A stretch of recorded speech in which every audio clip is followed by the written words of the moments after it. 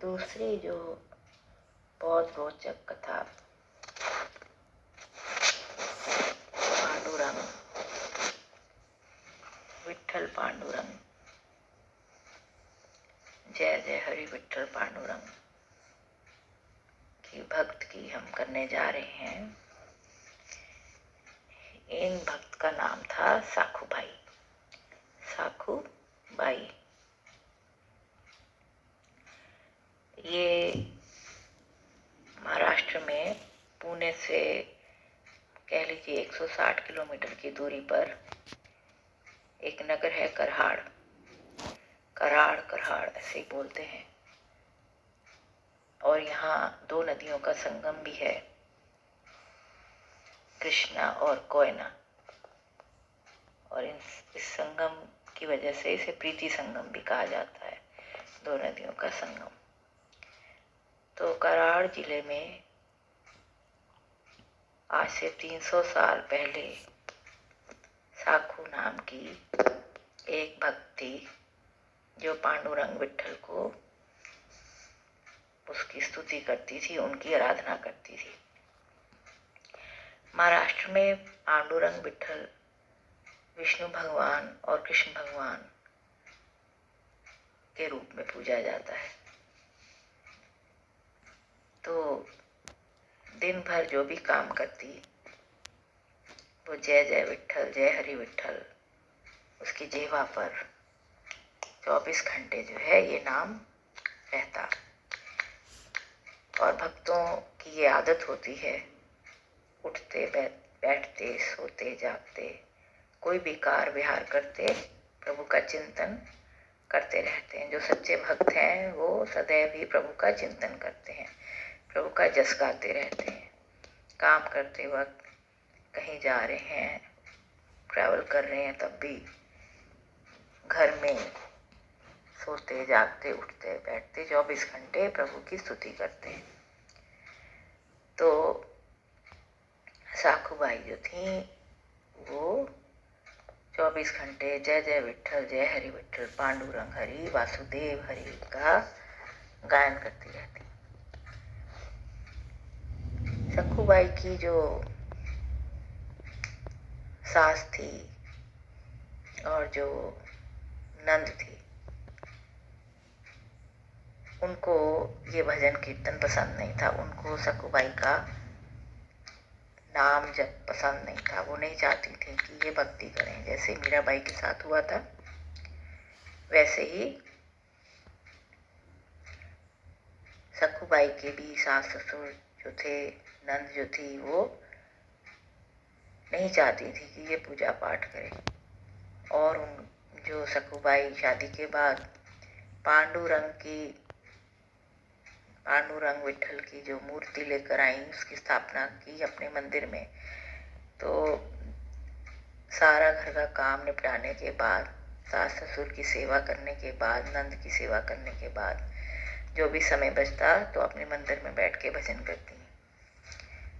और कई बार सासू जो थी, उसकी जो सास थी, वो यही सोचती कि कब मैं इसकी मूर्ति को यहाँ से फेंक दूँ, पांडुरंग विठ्ठल की जो मूर्ति है उसको मैं फेंक दूँ, तब जो ये पाठ पूजा ना कर सके। हर समय नंद और सास उसको टोकती रहती। फिर भी वो अपने जो सखूबाई थी वो अपने रंग में मगन रहती। जो भक्त होते हैं उनको लाख कोई कुछ कहे, उनको कोई फील नहीं होता, क्योंकि वो उसके नाम के रंग में रंगे रहते हैं। 24 घंटे नाम जप करते रहते हैं और उसी पर उनको भरोसा होता है और आराधते रहते हैं। तो सखूबाई हमेशा पांडुरंग विठ्ठल जी से यही बात कहती कि भगवान मुझे इतनी शक्ति दो कि मैं इनकी बातों को सहन कर जाऊं। और जो है विठ्ठल प्रभु की जस गायन करती रहती। कुएं से पानी भरने जब सखूबाई जाती थी तो वहाँ पे भी जो और आस पड़ोस के आती थी पानी भरने, तो वहाँ उनके साथ भी पांडुरंग विठ्ठल की ही बातें करती। एक रोज जब वो पानी भरने गई तो उन्होंने देखा कि वहाँ से डिंडी गुजर रही है। डिंडी डिंडी उसे कहते हैं जो महाराष्ट्र में जो पांडुरंग प्रभु के दर्शन के लिए पंढरपुर जाते हैं, तो वो जो एक जथा होता है यात्रा का, इसमें सारे जो तीर्थ यात्री होते हैं वो भजन गाते हुए पांडुरंग हरि वासुदेव हरि विट्ठल जय जय विट्ठल करते हुए जाते हैं, तो उनको डिंडी कहते हैं। उस यात्रा को डिंडी कहते हैं। ये पैदल जो है तीर्थ यात्रा की जाती है डिंडी की। तो डिंडी की यात्रा निकल रही थी, सब तीर्थ में जा रहे थे। तो ये देखकर सखुबाई का मन विचलित हो गया और उसने सोचा कि मैं भी क्यों ना इनके साथ चली जाऊं। तो उसने जो साथ में पानी भरने आई थी, उसकी सखी कह लीजिए, उसको कहा कि मैं जो है जा रही हूँ पंढरपुर अपने विट्ठल के दर्शन करने, इसी डिंडी के साथ मैं चली जाऊंगी दर्शन करने। मेरा मन पंढरपुर में जाकर अपने विट्ठल हरि को देखने की बहुत इच्छा करी है, उनके दर्शन पाने की बहुत इच्छा करी है। तो ये खबर जो है उस औरत ने जो है आकर उसकी सास को बोल दी कि आपकी बहू जो है वो डिंडी के साथ सभी जो तीर्थ यात्री जा रहे हैं उनके साथ जय जय विट्ठल करती हुई पंढरपुर की ओर जा रही है। उसके बाद ये हुआ, सास ने अपने पुत्र सखुबाई का जो पति था उसको फटकार लगाई और अपने पति जो सखुबाई के ससुर थे उनको फटकार लगाई कि उसको पकड़ के लेकर आओ, मेरी इजाज़त के बगैर वो कैसे पंढरपुर जा सकती है। और ऐसा ही हुआ, उसका पति और उसके ससुर ने उसको पकड़कर लाकर घर में एक खंबे से बांध दिया, रस्सी से बांध दिया, तब जो ये जा न सके। तो और सास ने ये साथ में कहा कि अगर अब है तुम्हारा विट्ठल विठोबा तो वो आके तुम्हें मदद करे और तुम्हें छुड़ा के ले जाए अगर है तो खाना भी नहीं दिया उसको, बहुत उसके साथ यातनाएं की गई और उसको जो है एक खंबे से रस्सियों से बांध दिया। जब बांध दिया ऐसे 2 दिन बीत गए। 2 दिन बीतने के बाद सखुबाई ने 2 दिन तक लगातार पांडुरंग हरि की आराधना की बंधे हुए और उनसे याचना की कि मैं कैसे आप तक पहुंचूं और दर्शन पाऊं। अचानक से उसने देखा,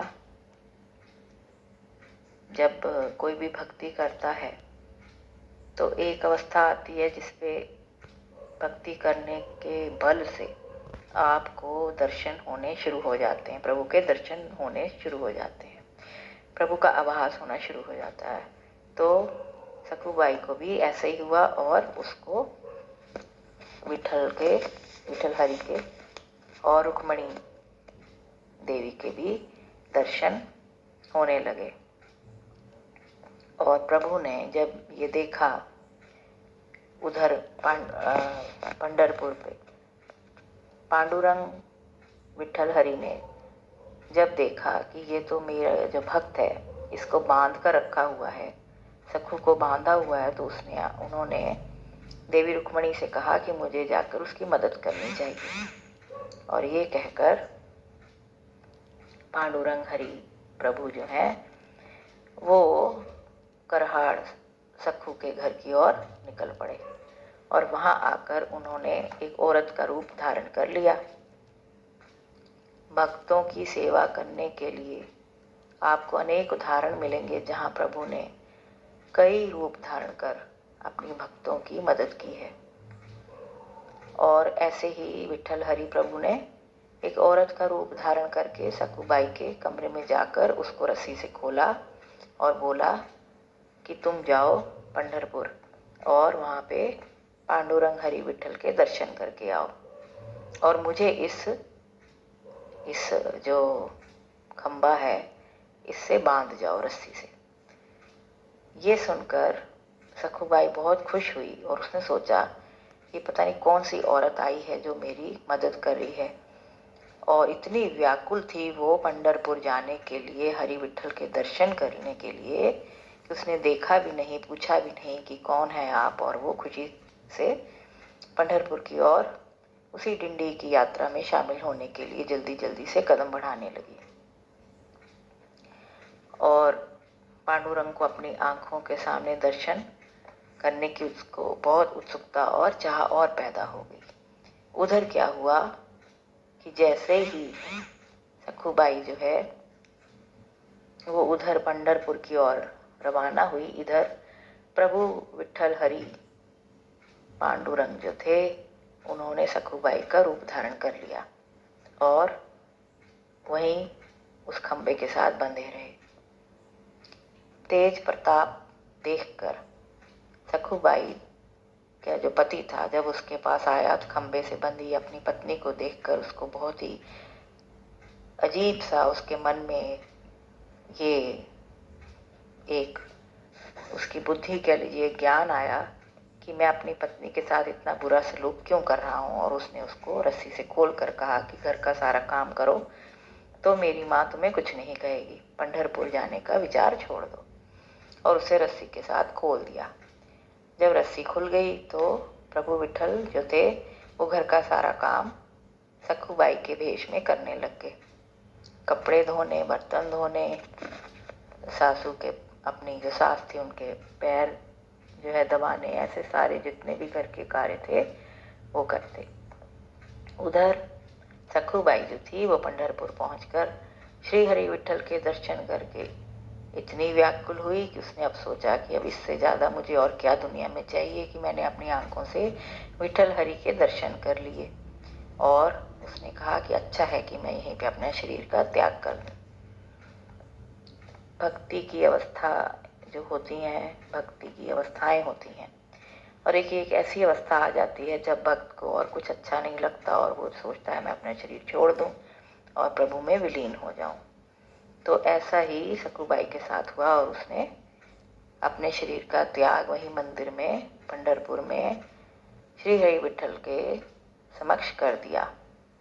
ये देखकर डिंडी से जो तीर्थ यात्री सारे आए थे डिंडी के साथ, उनमें से एक जो ब्राह्मण थे वो उसी करहड़ गांव के थे जहाँ से सखुबाई आई थी। ये देखकर उन्होंने सोचा कि अब तो इसकी मृत्यु हो गई तो यहीं पे इसका दाह संस्कार कर दिया जाए। और उसकी चिता जो चिखा थी उसको अग्नि ब्राह्मण ने दी। उसके गांव के ब्राह्मण, करहड़ जो गांव था नगर, उसके ब्राह्मण ने दी और करके सखुबाई का दाह संस्कार कर दिया गया। और चारों तरफ पांडुरंग हरि वासुदेव हरि जय जय विठल जय हरि विठल के गूंज से सारे जो यात्री थे, तीर्थ यात्री थे, वो विठल की महिमा गाने लगे और मन में सोचने लगे कि सखुबाई बहुत भाग्यशाली थी, कितनी पवित्र आत्मा थी जिसका जो है मृत्यु मंदिर में विठल के दर्शन करते वक्त हो गए। अब उधर प्रभु जो थे, जो सखुबाई के रूप में थे, उन्होंने सोचा कि अगर उसके उधर सखुबाई ने प्राण दे दिए मेरी वजह से, मेरे दर्शन पाकर वो इतनी प्रसन्न हुई कि उसने प्राण शरीर छोड़ दिया, तो अब मैं वापस कैसे जाऊंगा अगर वो यहाँ नहीं आती तो। इसलिए उन्होंने रुक्मणी देवी से निवेदन किया कि आप जाकर दोबारा उसके शरीर को जो है स्वस्थ कर दीजिए और मृत हुई सखुबाई को वापस जीवन दान दे दीजिए। और ऐसा ही हुआ। शमशान घाट में रुक्मणी देवी ने जाकर जो है सखुबाई को फिर से जीवित कर दिया और सखुबाई जो है वो अपने घर की ओर आने लगी। जब घर की ओर आना शुरू हुआ, वही डिंडी में जो सभी यात्री थे जब आ रहे थे, तो उसी ब्राह्मण ने, जिस ब्राह्मण ने सखुबाई की चिखा को अग्नि दी थी, वो हैरान हो गया कि मैं तो अपने हाथों से इसको जला कर आया हूँ, ये जिंदा कैसे है। तो उसने उसके घर वालों को जाकर कहा कि आपकी सखुबाई जो बहू है वो तो खत्म हो गई ऐसे वहाँ पे, मंदिर में दर्शन करके ही खत्म हो गई। अपने हाथों से मैंने उसका दाह संस्कार किया। और उधर जो थे सास ससुर और घर वालों ने बोला ये हो ही नहीं सकता, क्योंकि वो तो पंढरपुर गई ही नहीं। सखूबाई को तो हमने खंबे से बांध कर रखा था और वो तो घर ही में रही, हमारी सेवा करती रही। ये सुनकर सखूबाई को सारी बात समझ में आ गई और उसने अपने सास ससुर से कहा, मैं गई थी, मैं पंढरपुर गई और मैंने पांडुरंग विट्ठल जी के दर्शन किए, और ये भी सत्य है, ये ब्राह्मण सत्य कहता है कि मेरी मृत्यु हुई और इसने मेरा दाह संस्कार किया, लेकिन प्रभु ने मेरे को वापस जीवित करके इधर फिर भेजा है। ये सोचकर सासू, जो उसकी सास थी और ससुर थे, उन्होंने पूछा फिर ये कौन है जो हमने बांध कर रखा था और जिसके हम सेवा ले रहे थे, बहुत काम करवा रहे थे। तो सखूबाई ने कहा कि ये विट्ठल प्रभु खुद ही थे, पांडुरंग विट्ठल ही थे। ये सुनकर जो है सास जो थी, ससुर जो थे, नंद जो थी, बहुत ही शर्मिंदा हुए और उन्होंने सखूबाई से माफ़ी मांगी और प्रभु से भी माफ़ी मांगी। जबकि तब तक प्रभु जो है वो अपने वापस पंढरपुर अपने मंदिर में जाके विराज गए और चारों तरफ फिर जय जय विट्ठल, जय हरि विट्ठल जो है की गूंज जो है वो सखूबाई के घर में गूंजने लगी। और उसके सास ससुर, उसका पति और उसकी नंद जो थी वो भी जय हरि विट्ठल, विट्ठल पांडुरंग के गुणगान करने लग गए। इस कथा से यही शिक्षा मिलती है कि भक्ति में कितनी शक्ति होती है और भक्तों की आवाज़, भक्तों की फरियाद, भक्तों की प्रार्थना भगवान स्वयं जल्दी सुनते हैं और क्षण भर में वो आपके समक्ष पहुंच जाएंगे और आपकी सहायता करेंगे। इसलिए